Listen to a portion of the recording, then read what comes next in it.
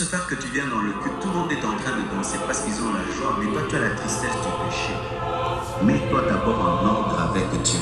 N'entre pas dans l'ambiance parce que tu es en train d'énerver Dieu. Dieu n'a pas besoin de tes cantiques, il n'a pas besoin de tes sacrifices. Il n'a pas besoin de cela. Comment tu peux avoir la joie avec tous les péchés que tu commets? Si je fais seulement un jour loin de Dieu, je me sens asphyxié. Si je fais une semaine, je ne prie pas comme je sais, comme je dois prier. Je me sens très mal. Mais comment est-ce que tu te dis chrétien? Tu es dans le péché et tu connais que c'est le péché, mais tu as le sourire. D'où te vient le sourire? Qui te donne le sourire? Le Saint-Esprit? Non. Le Saint-Esprit, voilà comment est-ce qu'il opère. Lorsqu'il vient dans ta vie, il vient te donner la joie de Dieu. Mais lorsque tu pêches, il cesse de te donner la joie de Dieu. Il te donne la tristesse de Dieu pour t'amener à la repentance, afin de te dire: alarme, danger, danger, danger, danger. C'est comme là, on peut avoir ces belles lampes, mais s'il y a un système d'alarme, lorsque il y a le feu, elles peuvent commencer à bouger. Parce que le rôle n'est plus de nous éclairer, c'est de nous informer. Et le Saint-Esprit dans ta vie vient te donner la paix et la joie de Dieu. Mais quand tu pêches, il arrête de te donner la paix et la joie, il te donne la tristesse. Mais comment est-ce que, malgré que tu demeures dans le péché, tu as le sourire? Qui te donne ce sourire? C'est ta religion. Les gens ne confessent plus leurs péchés en pleurant dans les églises. Ils ne confessent plus le péché en pleurant. J'ai remarqué deux choses dans les églises. Les malades sont guéris, ils ne pleurent pas. Des paralytiques qui marchent, qui ne pleurent pas. Et des pécheurs qui ne pleurent plus.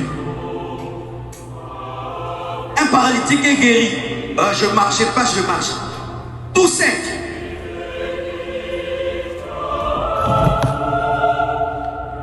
Nos âmes ne sont plus touchées. C'est pourquoi Dieu ne nous pardonne pas. David a composé un cantique, un roi. Il compose un cantique rempli de tristesse parce qu'il a péché. Tu habites à une femme que tu n'as pas épousée. Vous êtes là dans un mariage de fête. Vous êtes là, il n'y a pas de mariage. Et vous êtes à l'église et vous chantez, vous dansez. Vous êtes deux impudiques qui habitaient la même adresse. Vous habitez la même adresse et vous péchez ensemble à la même adresse, mais vous n'êtes pas mariés. Mais comment est-ce que vous avez la joie? Si réellement vous êtes repenti, vous allez vous séparer aujourd'hui, vous vous séparez. Vous changez d'adresse aujourd'hui. Parce que ce n'est pas ta femme, même si vous avez des enfants. Et oui, après le culte, tu dis, vraiment, pas chérie, ma soeur. Lorsque Jésus-Christ a rencontré la femme samaritaine, il lui a dit quoi? Amène-moi ton mari. Elle dit quoi? J'ai eu 5 maris et le mari que j'ai n'est pas mon mari. Ce n'est pas ton mari, ce n'est pas ta femme. Mais comment est-ce que vous avez la paix dans le péché? Comment vous avez le sourire dans le péché? C'est pourquoi lorsque vous demandez à Dieu pardon, il ne vous pardonne pas parce que vous n'avez point de tristesse. J'aime la tristesse du Saint-Esprit lorsqu'elle me conduit à la repentance. J'aime la tristesse du Saint-Esprit lorsqu'elle me pousse à me mettre en ordre avec Dieu. C'est pourquoi, bien-aimés, n'aimez pas seulement les fausses joies à l'église. Des fois, il faut qu'à l'église, celui-ci vit dans la sainteté, l'autre ne vit pas dans la sainteté. On ne doit pas supposer que tout le monde vit en communion avec Dieu. C'est pourquoi dans les hôpitaux, il y a des pavillons. Ici, c'est la chirurgie, la médecine interne. Chacun a sa vie. Vous pouvez être assis côte à côte, mais chacun a sa vie. Celui-ci, lorsqu'il entend ce message, il dit: gloire à Dieu, tu m'as libéré du péché.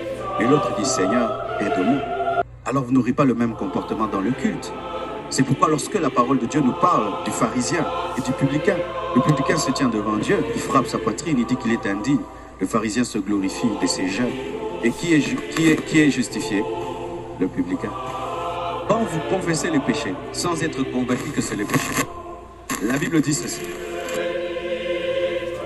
que le Saint-Esprit nous convainc de péché, de justice et de péché.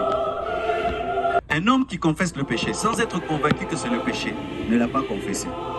Donc, avoir des faux papiers, pour vous, c'est le péché ou pas? C'est le péché au même niveau que la sorcellerie?